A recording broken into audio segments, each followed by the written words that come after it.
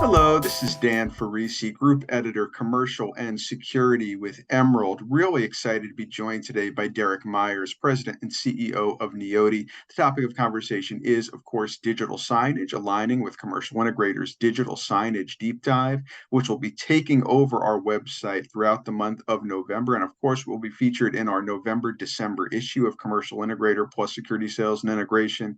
Really excited to have you here, Derek. I know you and Neoti are both recognized leaders in the digital signage category. So who better to speak to for thought leadership than you? Thanks once again.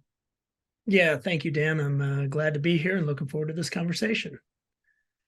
So I know there's a lot of good news out right now in Neoti circles, very busy, a lot of great projects. Do you want to talk about what is making you really excited about the digital signage category right now and Neoti's place in it?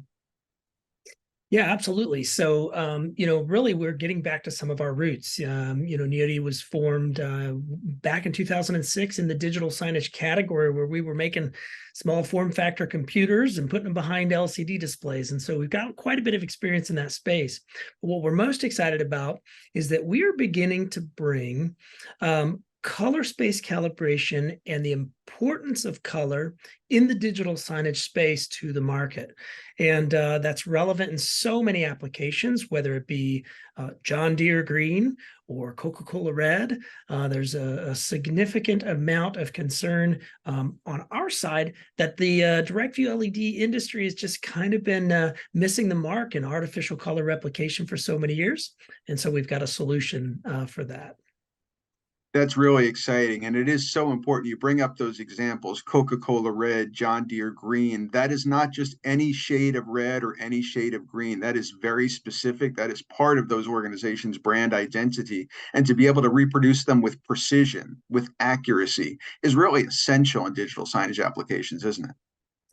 Yeah, absolutely. And then you add the complexity of the different environments that digital signage is in, whether it be indoor or outdoor, and even down to the effects of photocells with adjusting the brightness of a display. Many of those in the industry right now, they're not capable of holding a color through the variations of brightness. And so it's something that we've been paying particular attention to and feels like the time is right for us to be able to offer the industry a little bit better option in digital signage color.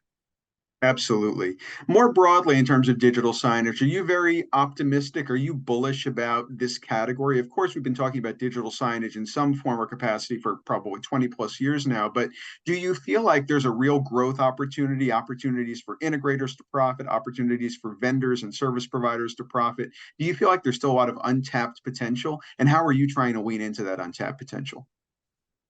Yeah, no, I definitely do. I think that, clearly one of the projects that's gotten a lot of press is Sphere in Vegas, and bringing a lot of attention to what specifically DV-LED can provide for the industry in large, more sensational, experiential-based digital signage applications. But I do feel like the market